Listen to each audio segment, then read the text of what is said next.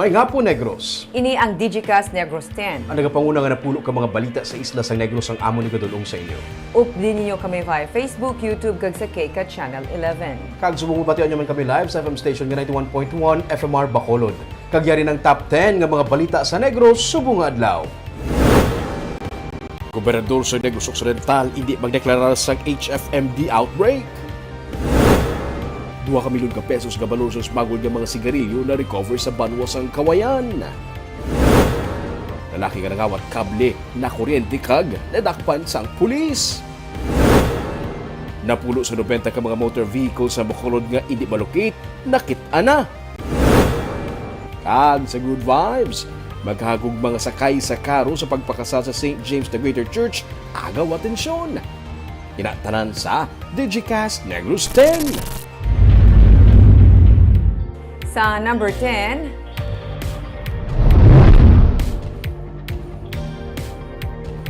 proponents sa nga pabahay program sa Bacolod ang handa mag-construct ng 20,000 ka units para sa mga informal settler families sa syudad. Natalana na ang publication sa proposal dungan sa invitation to bid para sa iban pa nga proponent sa public-private partnership para sa pabahay program project sang syudad. Ini makaligad nga ginaprubahan naman sa konseho ang negotiated proposal sang William Russell Sherman Holdings Incorporated angon sa plano nga pagtukod sang first 10,000 units para sa mga informal settler families sang syudad. Suno kay City Administrator Pacifico Maghari III, ang Manila-based firm ang nagtanyag nga magtukod sang 20,000 housing units para sa pabahay program sang syudad nga wala sang igasto ang gobyerno. Ini magluwas lang sa duta nga tukuran sa proyekto. Ginahikot naman karon sa syudad ang terms of reference para sa igadihon nga kontrata nga kinahanglan man para sa Swiss Challenge System. Sa records ng Task Force Pabahay, may 16,000 na ka mga potential housing beneficiaries para sa housing program. Ang on-site housing project sa Barangay 8 Reclamation Area, Barangay Banago kag Barangay Vista Alegre, kabahin sa mga lugar nga tukuran sang Yuhum Village sa Benitez Administration. Nang we're also looking into publication already, gawlat na actually hindi should kag ang pag-ibig, ng they just need the master list sinong mga initial beneficiaries nga na-qualify naton sa pabahay program.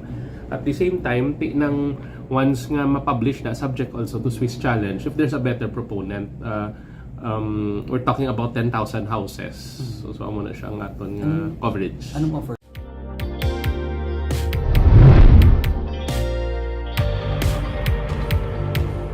Sa number 9, si Provincial Tourism Officer Cheryl Lisena na sa karon ang magaserbi nga Festival Director para sa Panaad sa Negros Festival 2023. Sa executive order nga ginpagwa ni Governor Eugenio C. Lacson nga ginpagwa sining adlaw, si Lisena ang Festival Director sa ginakabig Festival of All Festivals sa pagpasiguro nga mangin masulhay kag mangin madinalagon ang kahiwatan sang Panaad sa Negros nga paghiwaton sa bulan sang Abril, kinahanglan ang pag-amend sang nagkalain-lain nga mga komitiba nga maga-facilitate sang overall planning, implementation, coordination kag supervision sa mga programs kag events. Kinahanglan man suno sa EO ang pag-designate sang Festival Director kag overall logistic head si Engineer Jose Maria Amugod ang logistic head. Ang tanan naman nga mga department kag tinatapan sa provincial government sang Negros Occidental ang ginmaduan nga maghatag sang administrative and technical support sa Execom. Natala na ang launching sang Panaad sa Negros Festival ayan sa ulihi nga semana sa Pebrero ukon sa una nga semana sang Marso. Magabalik ang Panaad matapos ang 3 ka tuig nga pagpaiway sini bangod sang pandemic.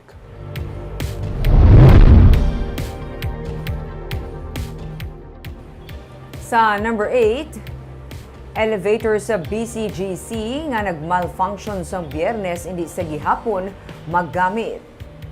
Hindi anay magamit ang elevator system sa Bacolod City Government Center matapos nagmalfunction ini sang nagligad nga Biyernes. Suno kay Dondon Paranda sang Safety Officer sang Office of the Building Administrator, naguba ang panel board sang elevator. Amo nga kinahanglan ini nga maislan. Sang nagmalfunction ang elevator, duha ka mga empleyado sang media firm ang natrap kag tigayon man nga na-rescue sa mga utility workers sang BCGC. Makaduha na ini ka beses nga nagbisyo ang elevator system. Ginsiling ni Parandas nga equipped elevator system sang safety device agud nga mabuligan kag mas mahapos ma-rescue ang mga pasahero sa tiun nga makadiferensya. Gani wala man sang kahangawan sa tiun nga mangin operational na liwat ang elevator system sa BCGC. Ginpahayag man ni Engineer Ami Tencha, ang building administrator ng BCGC nga regular ang ilang pag-check up kag ang maintenance sang elevator. Bulb lang. Isa lang ang in-replace, dapat dapat ma-maintenance ka, dapat duwag ka pangalman ng isla. Ano pa kalawig sir before magamit? Bali siya? as of now, ongoing ang aton nga procurement process kay ang aton nga purpose is to undergo git sa normal procedure kung mag-procure kita kung may replacement kita nga balaklon nga para sa aton nga median aton nga libit. Sa number 7,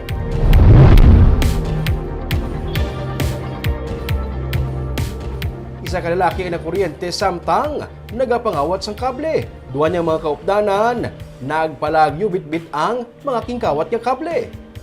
Nakuryenteng isa ka lalaki sa ibabaw sang poste kaya ginkawatan sang kable alas 6:30 kahapon sang aga. Ang suspect ginkilala kay John Vic Lumayaw, 34 anyos kag residente sa Purok Himaya, Barangay Alis sa Bacolod City. Sa investigasyon sang kapulisan, ang suspect kag duha ka mga upod ang nagasakay sa tricycle sang sila ang nagpondo sa Burgos Street, Barangay 18 sa Bacolod City. Ang suspect nagsaka sa poste kag ginutod ang kable sang internet. Samtang ginadaho sang suspect ang kable sa duha niya ka mga kaupdanan, gulpi lang siya na kuryente kag nalipong.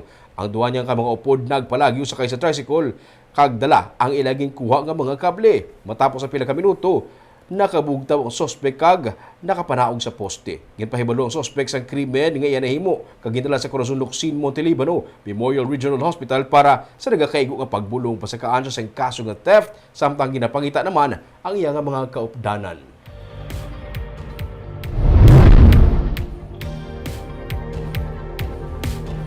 Sa number 6, 2 milyones pesos nga balor sa nga smuggled nga sigarilyo na recover sa Banwasang Kawayan.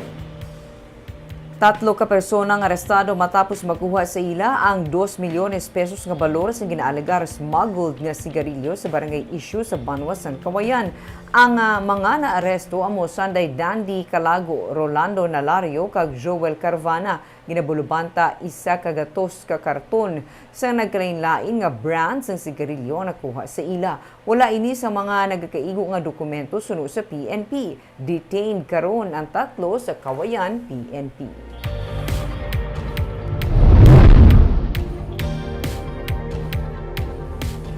Sa number 5, isa ka teenager ang patay matapos ginbuno sa isa ka menor de edad. Patay ang 19 anyos nga si Mark Libuon matapos bunon sa menor de edad sa barangay Nabalian sa Himamaylan City. Sa investigasyon sa PNP, nakita ni Libuon nga ginakastigo ang iyang abyan, gani matambag lang siya kung tani pero sang pagpalapit niya, giliyon na lang siya nga ginbuno-buno sa 17 anyos nga suspect. Dead on arrival sa ospital ang biktima. Naresto man ang menor de edad kag refer na ini sa DSWD.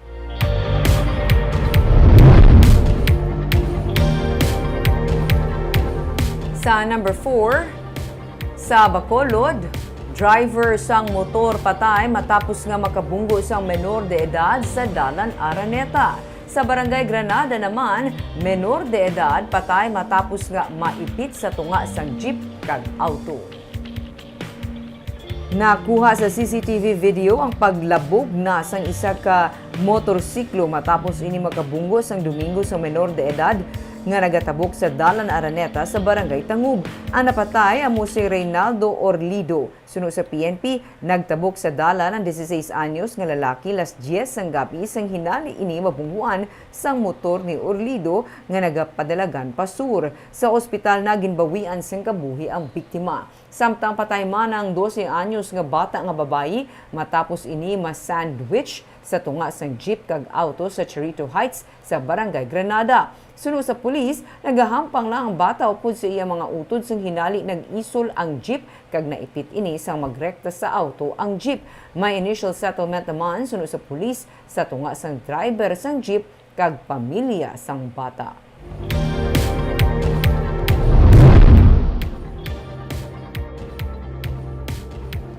Sa number 3, Tigayon na nga nakatag siya nga sabat sa show cause order ang anay acting treasurer sang Banwa sang Isabela nga nag-aligar nga ginkawatan sang 6.4 million pesos nga balor sang cheque kag cash nga ginapanag-iyahan sang Banwa. Sunod sa kay Provincial Legal Officer Alberto Nelias Jr. sa Lunes, santo sa deadline na baton sa Provincial Administrator's Office ang sabat ni Ninette Escarda. Hindi mapalayag ni Nelias ang kaundahan sa sabat ni Escarda bangod nagapadayon pa ang pagpangusisa sa iya, pero sunod sa kay Nelias, iyagin sabat paagi sa letter explanation ang mga punto nga ginapasabat sa iya. Wala naman inisang dugang nga ebidensya nga ginpresent sunod sa kay Nelias. Magasugod na ang preliminary investigation kay Escarda nga karon padayon nagatrabaho sa Provincial Treasurer's Office. Sa pagsulundan, 20 dias kag makapagwa sa resolusyon, ini kun bala pasakaan siya o kung hindi sang kaso administratibo. Sunod sa kay Nelias, mahimo hindi na sila maglabot sa 20 dias ang pagdala ni Escarda sang 2.6 million pesos nga cash kag 3.8 million nga cheque sang Banwa apisar nga wala ini sang authority. Ang pagkadula sinigikan sa iya nga balay matapos ginaligar ginsulod ang iya nga balay kag ang resulta sang cash examination sa Commission on Audit sa iya nga issue nga ginausisa si Escarda. So after this, makonduct na kita sa preliminary investigation whether or not she warrants to be formally charged no, for an administrative offense, if any. Okay. Pero of course, since it is still under investigation, hindi pa kita ka-divulge ang details. How long would that take, sir? The rules state that within 20 days, pero we will try to resolve earlier, ma'am, considering though she did not present any additional evidence and it was just a general statement lang. Sa number 2,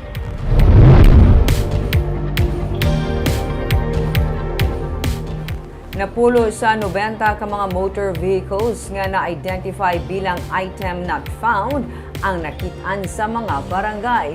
Pila diri gikan sa mga anay barangay officials kag nagretiro nga mga pulis. May napulo na ka mga salakyan kag motorsiklo sa 90 ka mga ginapangita nga motor vehicles sa Bacolod ang natigayon nga nakit-an kag na-inspection sang katapo sang General Services Office. Suno kay City Administrator Pacifico Maghari III, kalabanan diri ang na-turnover na sa mga anay personnel sa Bacolod City Police Office kag mga barangay officials sang syudad. Enero 28 sang natalupangdan sa ocular inspection nga ginmando ni Mayor Albi Benitez nga may 122 ka mga salakyan kag motorsiklo sang syudad ang hindi makit-an kag ang iba nagapabilin nga undocumented. Ang officer in charge sang GSO nga si Victor Espina ang natalana magasubmit sang evaluation may kantanan sa inventory sa mga government assets sa sininga semana. Iniantes pa man ang issuance sang show cause order sa mga empleyado bisan sa mga yadtong nagretiro na nga may memorandum receipt sa mga salakyan kag motorsiklo sang local government.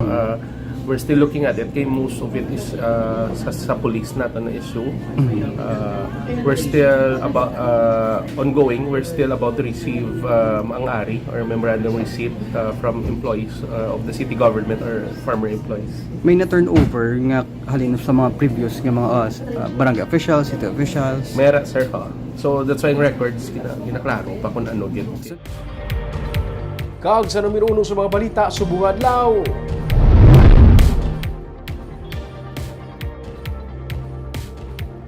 Provincial Health Office ang wala nag-rekomenda sa pagdeklarar sang outbreak para sa hand-foot-and-mouth disease sa Negros Occidental.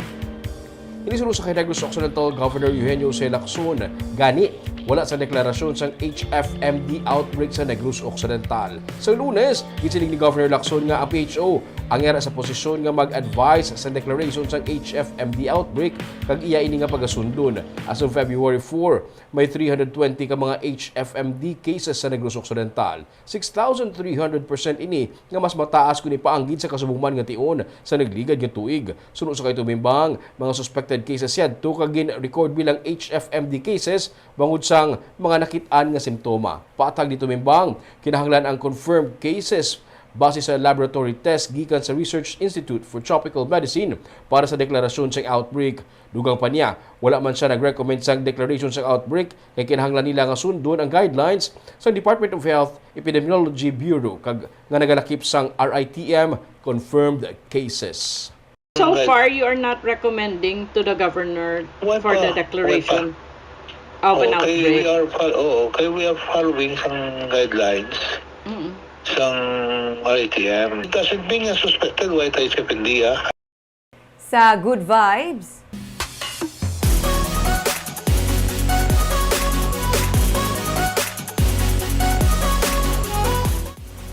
sa pinakauna nga tion, may kasal nga ginhiwat sa St. James the Greater Church sa Talisay City. Agaw atensyon naman ang isa ka pares nga nagsakay sa karo padulong sa simbahan.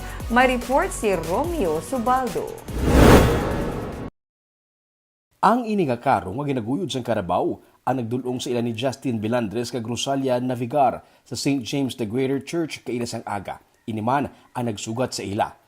Isa sila sa 15 ka mga pares nga ginpangkasal sa pinakauna nga mass wedding kag pinakauna man nga kasal nga ginpatigayon sa sining replica church sa Hacienda Manaul, Barangay Matabang sa Talisay City. Istorya sa bagong kasal.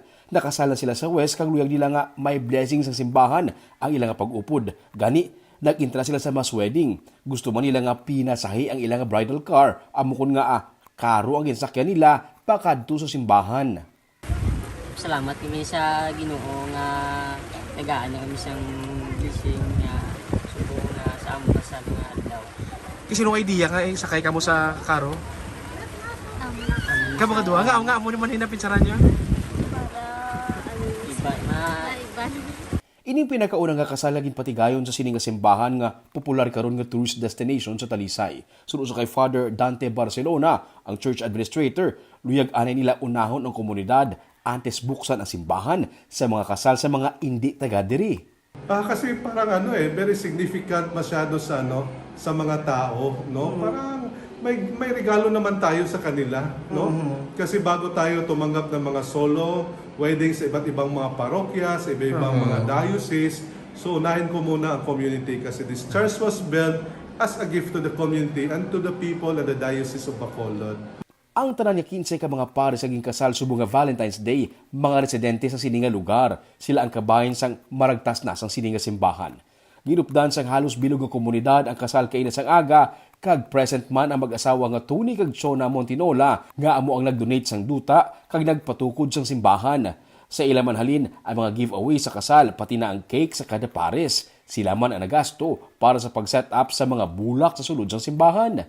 Naging popular ang St. James the Greater Church bangod replika ini sang simbahan man sa Bosnia kag nagaisahanon nga replica church sa Pilipinas kag sa bugos nga Asya. Sunod sa kay Father Barcelona, ini man ang sinyales nga mangin bukas na ang simbahan sa mga kalaslon nga hindi taga-diri sa lugar. This is the starting off of the many weddings. Pero if you want to go here for your wedding, make your reservation at least 4 months before. 4 months before kasi mahaba ang process. Damo pa kami mga requirements nga hiningi sa iyo at saka may mga marriage band pa yan. May mga nagapabook na sa kasal diri. Pinasahi abi ang plastada sa simbahan. Nahamtang ini sa tunga sang kampo kag ang backdrop sa simbahan kabukiran sa Negros. Ginakalipay ng Justin kag Rosalia nga ang design sang ilang nga bridal car nagapakita man sang pangabuhi sa mga pumuluyo sa palibot sa simbahan nga amo ang panguma. Barb, sa mga wala na kayo balo, kung diinin yung St. James the Greater Church, ini sa Barb sa airport road. Makita mo na may signage sa right side. Makita mo na siya from the highway mismo nga may dako na simbahan nga bago. Bago nga church. And of course, Ruming, kita naga-congratulate sa tanan nga ginkasal. Sini nga adlaw, hindi lamang sa Talisay, Ruming, ha? Kadamo sa mga LGU na nagpatigayon sa mass wedding. Sa mga lagaw tonight, halong din. Kaya ulan. Be happy safe. Valentine's. Happy Valentine's at the same time. Kagabit itong mga balita sa Negros subong adlaw. Kay man sa panahon karon importante nga may ihibalo ka sa nagakatabo sa imo nga palibot. Kung dapat branche kag eksakto ang mga impormasyon. Padayon kami nga magapangalagad sa Negrosanon. Ako si Barbara Mijares. Tubtub sa buwas, ako naman si Romeo Subaldo, mayong hapon.